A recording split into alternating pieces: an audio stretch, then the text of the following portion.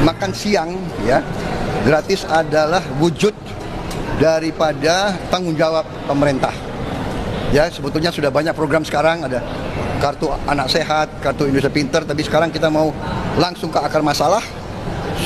Seluruh anak-anak kita harus dapat gizi yang baik supaya dia mampu untuk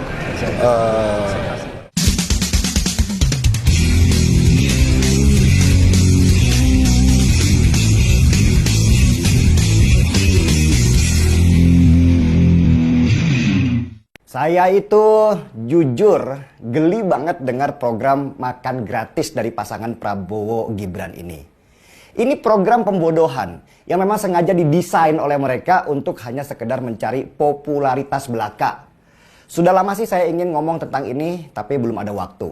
Dan sekarang saya ingin menyampaikan pendapat tentang bagaimana bodohnya program ini.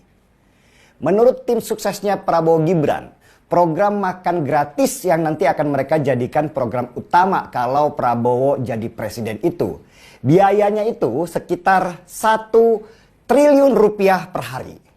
Ini kan gila, 1 triliun rupiah dibagikan dalam bentuk makanan saja. Jadi kalau sebulan berarti dana untuk makan gratis itu sampai 30 triliun rupiah per bulan. Atau 365 triliun rupiah per tahun.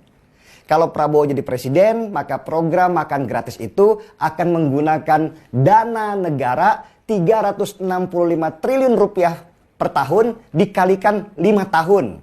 Atau hampir 2.000 triliun rupiah dana dibuang hanya untuk makan gratis saja.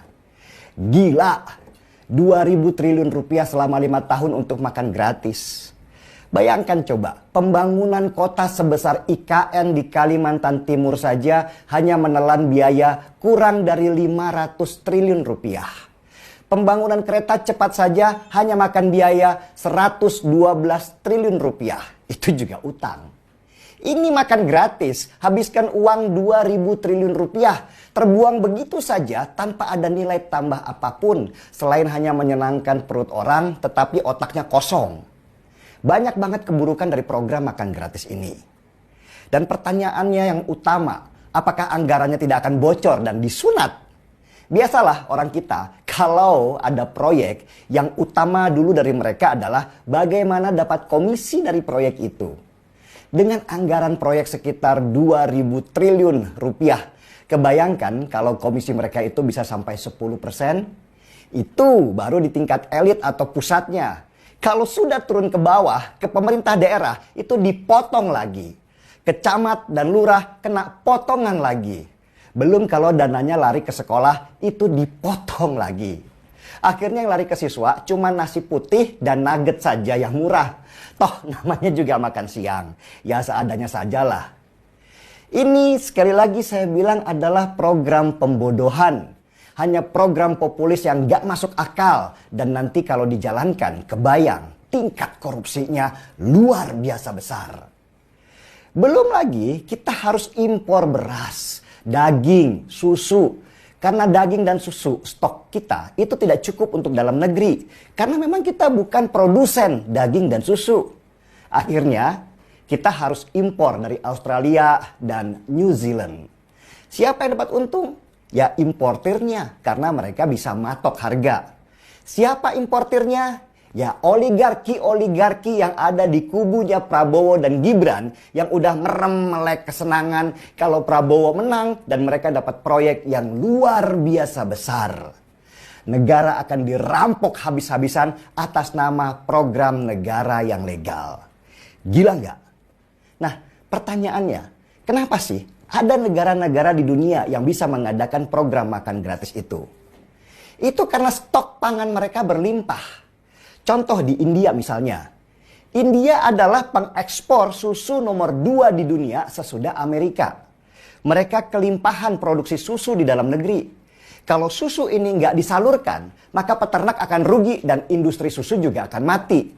Diekspor ke luar negeri, tetap saja produksinya berlimpah. Nah, supaya peternaknya tidak mati, maka pemerintah India membeli susu itu dari peternak dan membagikannya ke warga dalam konsep program susu gratis. Indonesia Apanya yang berkelimpahan? Susu aja kita masih impor, beras kita masih impor, daging apalagi. Kalau dibikin program makan gratis, yang diuntungkan itu cuma para importir sama negara-negara produsen. Pemerintah rugi karena uang kita itu akan terbang ke luar negeri. Nggak ada penambahan pendapatan negara. Dan lama-lama negara kita bergantung pada negara luar, dan ketika kita diboikot oleh negara produsen karena mereka satu waktu itu tidak setuju dengan kebijakan luar negeri kita, negara kita akan mati karena sudah terlanjur tergantung sama mereka. Jadi kenapa uang 2.000 triliun rupiah itu nggak dijadikan puskesmas saja dan menggratiskan kesehatan masyarakat, atau buat bangun pabrik farmasi supaya obat kita tidak harus impor dari luar negeri? Kenapa uang 2.000 triliun rupiah itu nggak dibuat irigasi saja sehingga petani kita dapat jaminan panen mereka itu tidak gagal? Kenapa uang sebesar itu hanya buat makan gratis, program yang tidak menghasilkan apa-apa selain peluang mega korupsi yang luar biasa?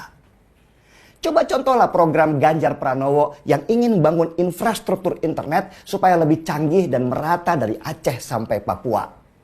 Internet itu sebagai fasilitas supaya anak-anak kita itu terisi otaknya, supaya mereka bisa kelak mendapat pendapatan di sana dan membangun keluarga baru yang sejahtera.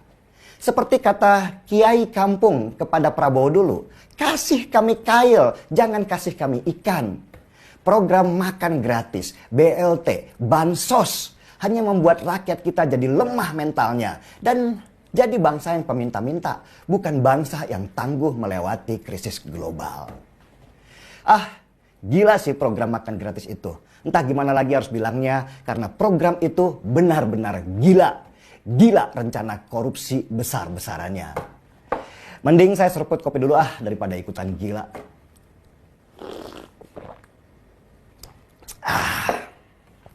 Gaspol.